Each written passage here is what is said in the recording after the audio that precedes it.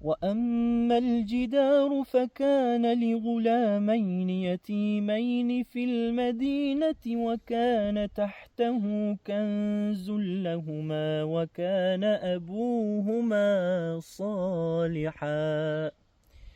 Allahu I madhnushëm në këtë ajet kuranor po tregon për një ngjarje, edhe gjatë tregimit të kësaj ngjarjeje po thot ne I kemi favorizuar disa djelmosha, edhe shkakun po thot për arsye se wa kana abuhuma saliha, babai I tyre ishte njeri I mirë.